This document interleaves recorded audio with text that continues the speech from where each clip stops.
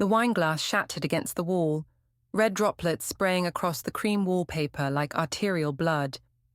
My hand still tingled from the force of throwing it, but the satisfaction was worth every crystal shard now littering our dining room floor. I'm Joe, and this is how I finally stopped pretending my marriage wasn't a carefully constructed lie. You're acting like a child, Travis said, his voice dripping with that condescending tone he'd perfected over our 12 years together. This is exactly why you'll never advance beyond Daddy's little project manager.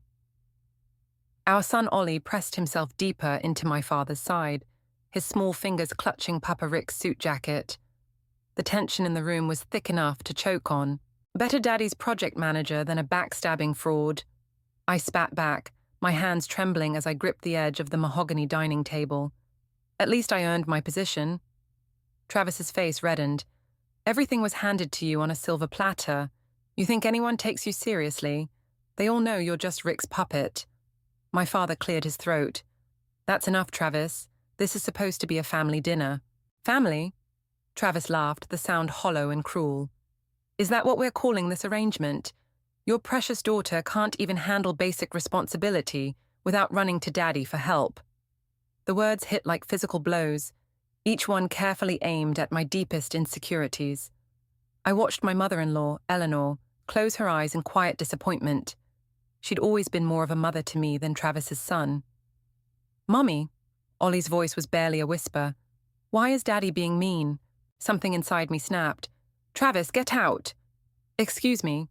You heard me. Get out of my father's house. Now. He stood slowly, adjusting his expensive tie with deliberate precision.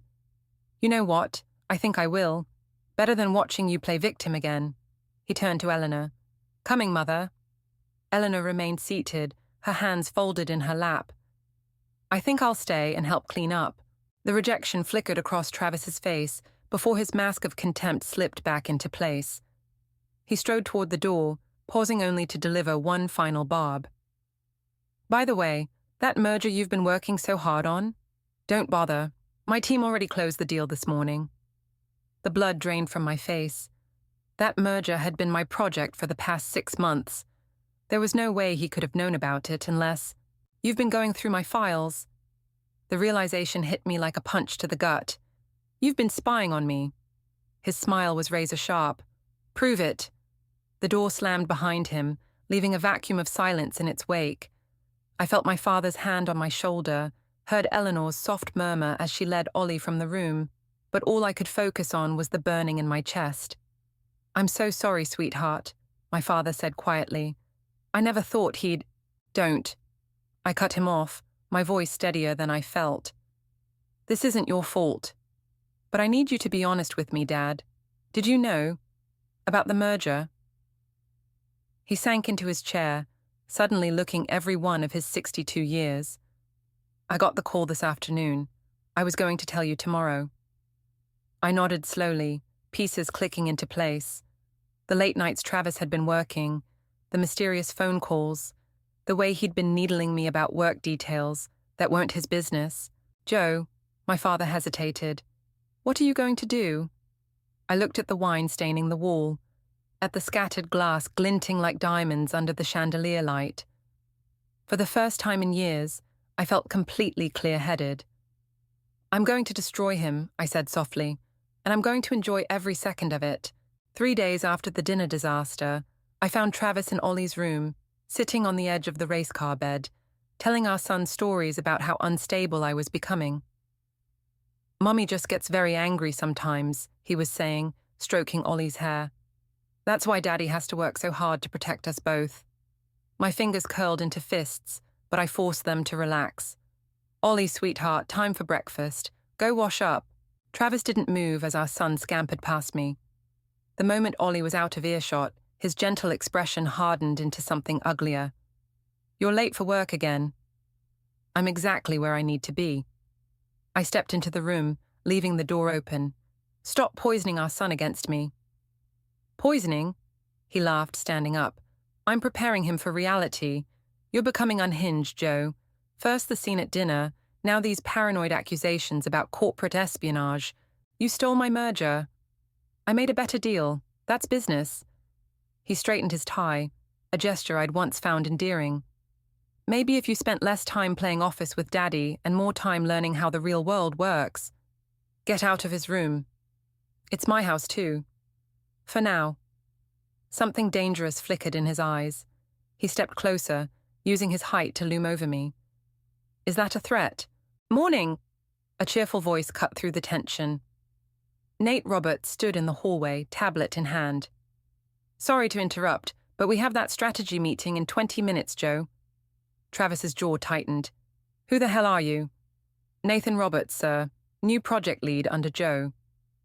Nate's smile was professional, but his eyes were sharp. We're restructuring after the merger situation. Your insight would actually be valuable, if you have time to consult. I watched Travis process this, saw the calculation behind his eyes. Another time, he said finally. I have my own meetings to attend. He brushed past Nate, bumping his shoulder hard enough to make the tablet wobble. We waited until his footsteps faded down the stairs. You okay? Nate asked quietly. No. I sank onto Ollie's bed. But thanks for the save. How did you know to come up? Eleanor called me, said you might need backup this morning. He leaned against the door frame. Smart woman, your mother-in-law. Smarter than I was. I stood up, smoothing my skirt. Did you bring the files? Nate nodded, swiping through his tablet. 3 instances of unauthorized access to our servers from Travis's IP address.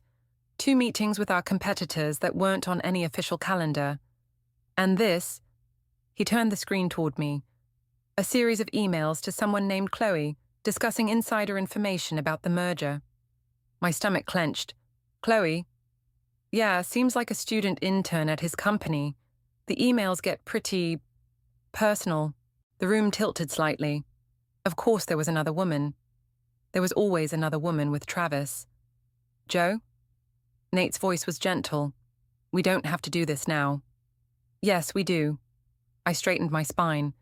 Send everything to my private email. And Nate, thank you for helping with this.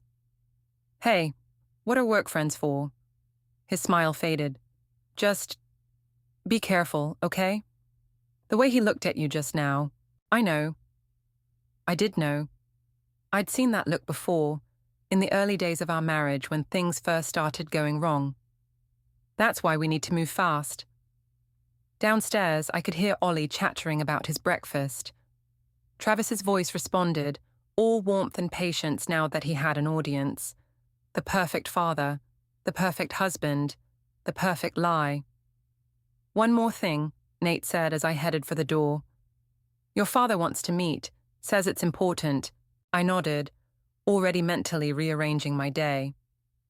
Tell him I'll be there at lunch. And Nate, watch your back.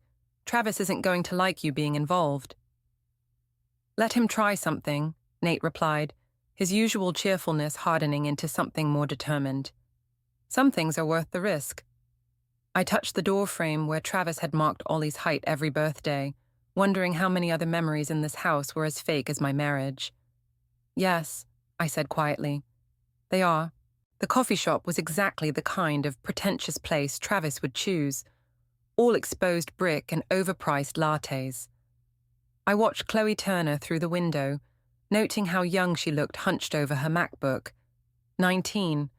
The same age I was when I first met Travis. My phone buzzed. A text from Nate. You don't have to do this. But I did.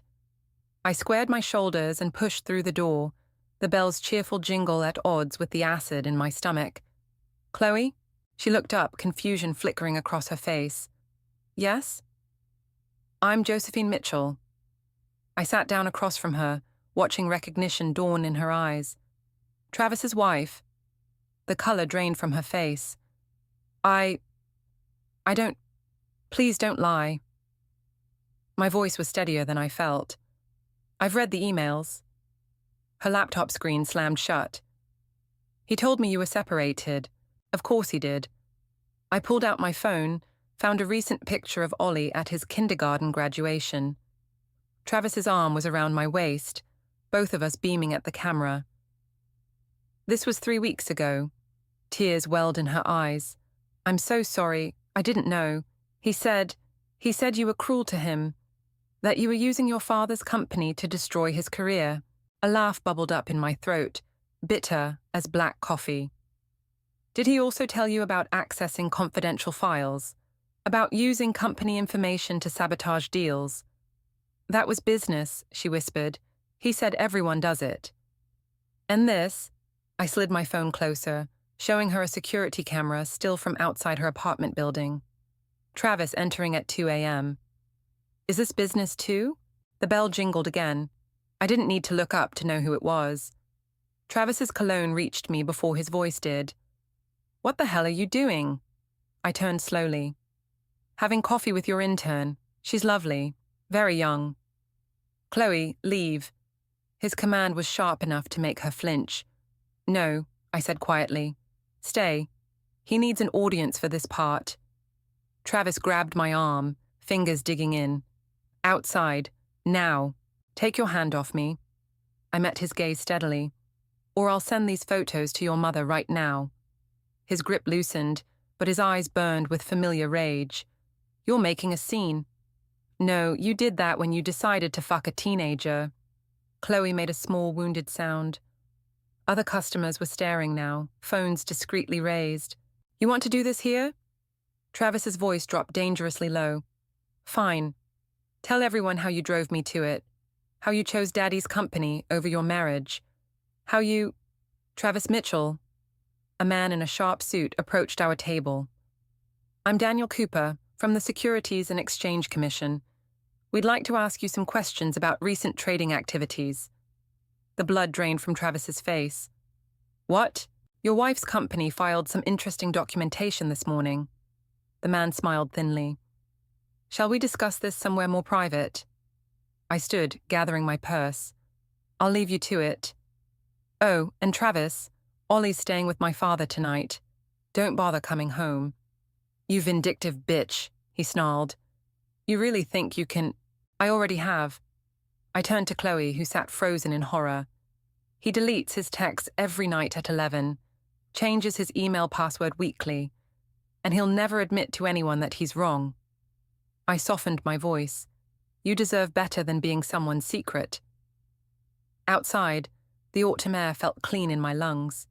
Nate was waiting by my car, concern etched on his face. You okay? I watched through the window as Travis gestured angrily at the SEC agent, his perfect facade crumbling. I will be. Your father's worried. Says you're taking too many risks. Tell him the risk was staying silent. I unlocked the car, then paused. Nate, thank you for helping me find the trading records. He shrugged. Some men need to learn they can't take whatever they want. Through the window, I saw Chloe gather her things and hurry out, tears streaming down her face. Part of me wanted to comfort her, but a larger part recognized that some lessons have to be learned alone. Come on, I said to Nate. We have a company to rebuild. The SEC investigation hit the news cycles faster than I expected. I watched my father's face as he read the headlines scrolling across his office monitor. Tech executive under investigation for industrial espionage. They're calling it a witch hunt, Dad said, rubbing his temples. Travis's company is claiming we fabricated evidence to destroy their reputation. I traced the rim of my coffee cup, now cold and untouched. We both know that's not true. Truth isn't always enough, Joe. He turned the monitor off, but the reflection in the window showed his worried expression. Travis's lawyers are good. They're painting you as a vindictive wife using Daddy's influence for revenge. Let them. The words came out sharper than intended. We have proof. We have complications. He slid a folder across his desk. Travis filed for emergency custody of Ollie this morning. The room tilted. I grabbed the edge of the desk, steadying myself. He what? Claims you're unstable, using company resources for personal vendettas, creating a hostile environment for Ollie. Dad's voice softened. There's more. Eleanor came to see me earlier. Of course she had. I'd been avoiding her calls since the coffee shop confrontation. What did she want? To warn us. Apparently, Travis has been recording your conversations. building a case for months. The coffee cup slipped from my fingers, shattering on the floor. Dark liquid spread across the carpet like blood. A knock at the door made us both jump. Nate stood there, his usually cheerful face grim. "Sorry to interrupt, but you need to see this." He held up his phone. A video played, me at the coffee shop confronting Chloe. The angle was awkward, clearly shot by another customer, but the audio was clear. "Tell everyone how you drove me to it." "It's trending," Nate said quietly. "Travis's PR team is spinning it as workplace harassment. They're saying you targeted a young intern to discredit their company." I watched myself on the tiny screen, saw how my controlled anger could be interpreted as threatening, saw how easily the truth could be twisted. "Joe," my father's voice cut through the rising panic, "whatever you're thinking, I need to see Ollie." I grabbed my purse, already moving toward the door. "He gets scared when his routine changes. He'll want his blue blanket for nap time." "Joe, stop." Dad caught my arm. "Travis's lawyers filed a temporary restraining order. You can't go near the house." The world narrowed to a single point of pain. "He's my son." "And we'll fight this," Nate said firmly. "But right now, you need to be smart. One wrong move and Travis gets everything he wants." I yanked free from my father's grip, pacing the office like a caged animal. "So I'm supposed to what? Sit here while he turns my son against me? While he destroys everything I've built? No." Dad's voice had that steel edge I remembered from childhood crises. "You're supposed to trust us. Eleanor's already documenting Travis's manipulation of Ollie. Nate's tech team is tracing the source of those recordings, but you need to give us time." "Time?" I laughed, the sound brittle. "While Travis plays the victim, while Ollie thinks I abandoned him, while we build a case that can't be dismissed as revenge," Nate corrected. "You taught me that, Joe. Sometimes winning means playing the long game." I stared out the window at the city below, at all the people going about their normal lives, while mine imploded. Somewhere out there, my 5-year-old was wondering why his mother hadn't come home. "Okay." I turned back to them, something cold and hard crystallizing in my chest. "You want the long game? Let's play. But this time, we're changing the rules." Dad and Nate exchanged worried looks, but I was already pulling out my phone, scrolling through contacts until I found the number I needed. "Who are you calling?" Dad asked. "Someone who knows all about Travis's games." I hit dial, waiting as it rang. "Hello, Eleanor. We need to talk about your son." Eleanor's hands trembled as she slid the USB drive across the cafe table. "He'll know it was me." "No, he won't." I pocketed the drive, fighting the urge to check its contents immediately. "Travis never thought you'd betray him." "Like he betrayed me?" Her laugh was hollow. "Did you know he emptied my retirement account last year? Said it was for a business investment." She twisted her wedding ring, the one Travis's father had given her 30 years ago. I believed him. My phone buzzed. A text from Nate. "Target moving, ETA 10 mins." "He's coming," I told Eleanor. "Remember the plan." She nodded, dabbing at her eyes. "Just promise me something, Joe. When this is over, let Ollie know his grandmother tried to fix things." The cafe door chimed. Travis strode in, all polished confidence until he spotted me sitting with his mother. His steps faltered. "What's going on here? Can't I have coffee with my daughter-in-law?" Eleanor's voice was perfectly pitched, worried, slightly defensive. "Not when there's a restraining order." Travis turned to me, jaw clenched. "Leave, now." "Actually," I checked my watch, "I have 4 minutes before I'm in violation. Plenty of time for you to explain to your mother about Chloe's abortion." The color drained from his face. Eleanor gasped. "Mother, she's lying. The clinic records say otherwise." I stood slowly. "Along with the wire transfers from your mother's retirement account. Tell me, Travis, does your PR team have a spin for that?" His hand shot out, grabbing my wrist. "You vindictive." "Travis Mitchell?" A woman in a sharp suit approached our table. "I'm Detective Sarah Chen. We'd like to ask you some questions about certain financial transactions." Behind her, 2 uniformed officers positioned themselves near the exits. Through the window, I saw Nate giving a thumbs up from his car. "This is harassment," Travis snarled, but his grip loosened.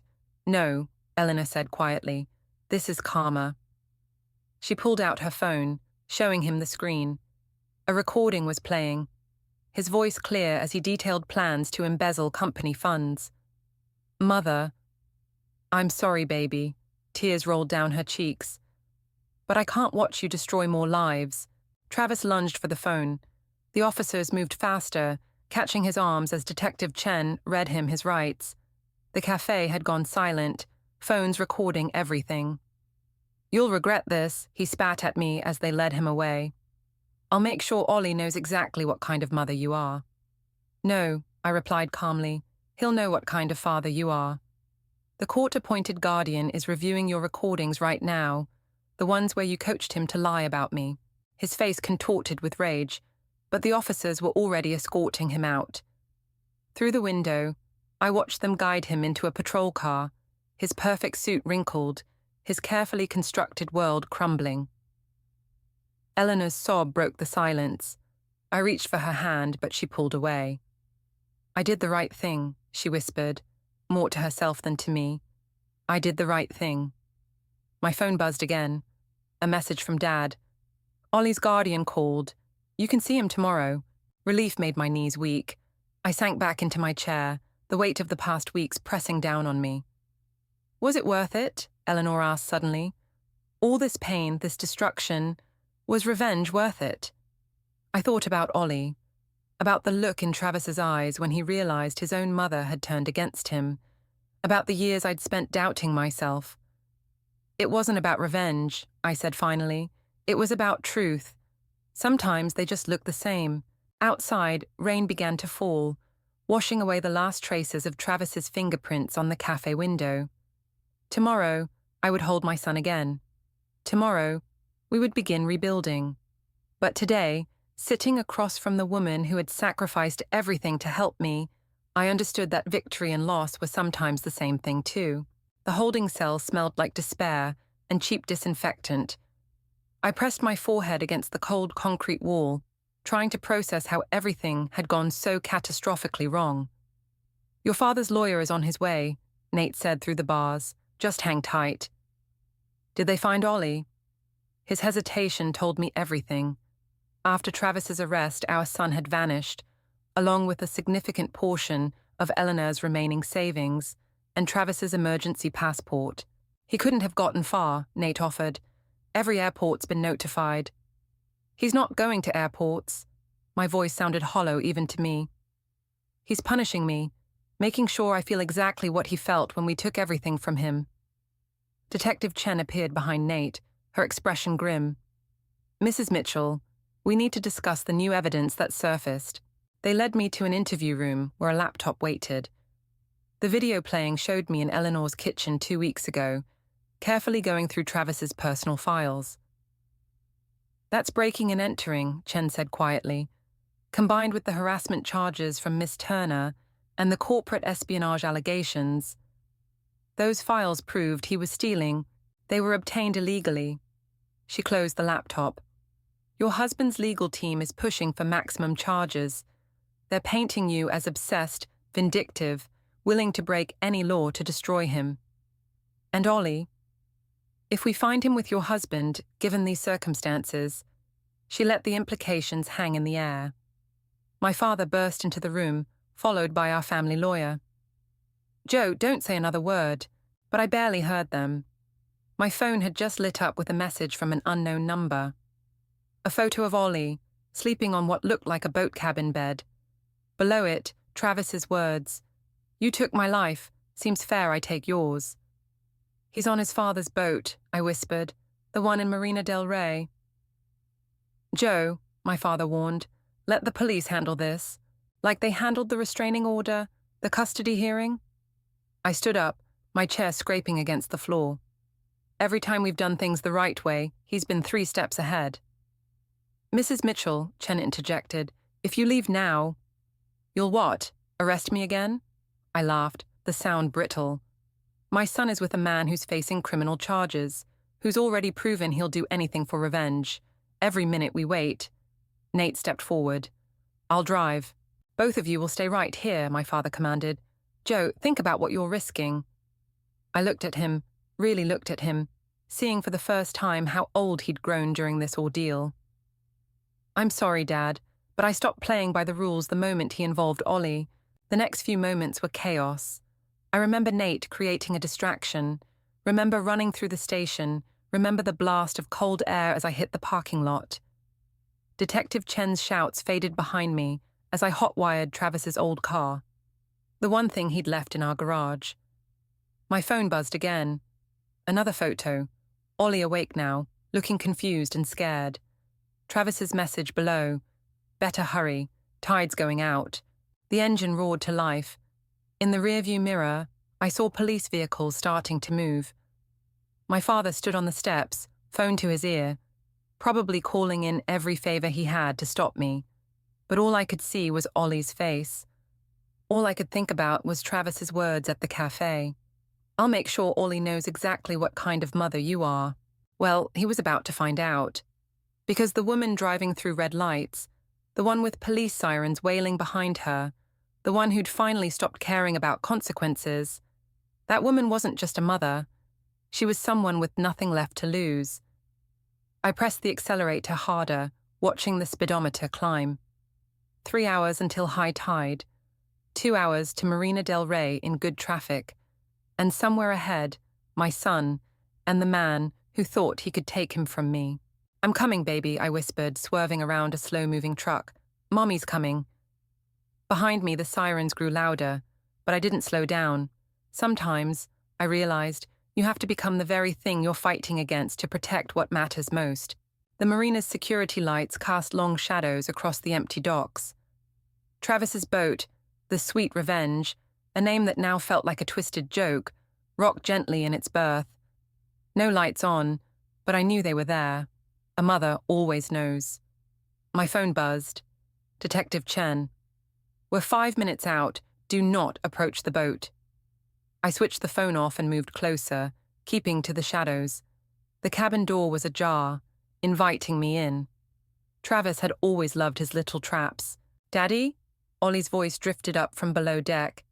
I want Mommy. Mommy's coming, sport. Travis's voice was gentle, the way it used to be before everything shattered. In fact, she should be here any second now. I stepped onto the boat, the deck creaking beneath my feet. No point in stealth now. You're late, Travis called up. Traffic on the 405. Where is he? Safe, which is more than I can say for your future. His laugh echoed from below. Come down. Let's talk about custody arrangements. The cabin stairs felt endless. Travis sat at the small table, Ollie curled up against him, clutching his blue blanket. My son's eyes lit up when he saw me, but Travis's arm tightened around him. Careful now, Travis warned. We wouldn't want any sudden movements to rock the boat. That's when I saw it, the small device in his free hand, wires trailing down through a hole in the floor. The boat's bilge pump controls, modified. One push, he said softly, and the pump reverses. How long do you think it takes a boat this size to sink? You'd kill your own son? I'd save him, be the hero who rescued him from his unstable mother's last desperate act. His smile was razor-sharp. The security cameras will show you boarding alone. Everyone knows how unhinged you've become. Ollie squirmed. Daddy, you're squeezing too tight. I took a step forward. Travis's finger tightened on the device. You know what's funny? He said. I actually loved you once. Before you became Daddy's perfect little successor, before you made me feel small in my own home. You did that yourself. Did I? Who pushed for separate bank accounts? Who insisted on keeping her maiden name professionally? Who turned my own mother against me? You stole her retirement, Travis. I borrowed it. I would have paid it back after the merger. His composure cracked. But you couldn't wait, could you? Had to prove you were smarter, better, more worthy. Worthy of what? The question burst out before I could stop it. What were you trying to prove? Something flickered in his eyes. Pain, maybe, or recognition. For a moment, I saw the man I'd married, drowning in his own insecurities. Then Ollie sneezed. The sound startled Travis. His grip loosened just enough. I lunged forward as Ollie slipped free, running to me. Travis scrambled for the device, but Eleanor emerged from the forward cabin, fire extinguisher in hand. The metal connected with Travis's wrist with a sickening crack. The device clattered to the floor. "Mum!" Travis stared at her in shock. "How?" "I've been here since you arrived," Eleanor said quietly, waiting to see if my son was still in there somewhere. Footsteps thundered above. Detective Chen's voice rang out. "Police! Everyone stay where you are!" Travis looked at his mother, then at me and Ollie. Something broke in his expression. "I just wanted," he whispered, but couldn't finish. "I know," Eleanor said, and there were tears in her eyes, "but wanting isn't enough anymore." As the police led Travis away, I held Ollie close, breathing in his familiar scent. Eleanor stood at the rail, watching her son disappear into a squad car. "Was it worth it?" she asked, echo of our cafe conversation. "All this pain?" I looked at Ollie, safe in my arms, at Travis, finally facing his demons, at Eleanor, who'd lost and saved everything in one night. "Ask me tomorrow," I said softly. "Tonight I just want to take my son home." The marina lights flickered, casting new shadows across the water. Sometimes I realized there are no winners in revenge, only survivors. The courthouse steps felt colder than they should in summer. I watched Travis being led away in handcuffs, his designer suit replaced by prison orange. He didn't look back. "Mommy, can we get ice cream?" Ollie tugged at my hand, already moving past the scene that would haunt my dreams for years. "Sure, baby." I forced a smile. "Let's ask Grandma Eleanor to join us." Eleanor stood apart from the small crowd, clutching her purse like a shield. The trial had aged her a decade, each revelation about Travis's crimes cutting deeper than the last. "I'll pass," she said quietly. "I need some time to—" She gestured vaguely at the courthouse, at the reporters packing up their cameras, at the life she'd known crumbling around her. "I understand." And I did. Victory tasted different when you had to burn down your own house to win. My father waited by his car, Nate beside him reviewing documents on his tablet. The company hadn't stopped running just because our lives had imploded. "The board meeting's in an hour," Nate reminded me. "They'll want to discuss the merger recovery plan." "They can wait." I knelt before Ollie, straightening his little tie. "Today's about ice cream." "And sprinkles?"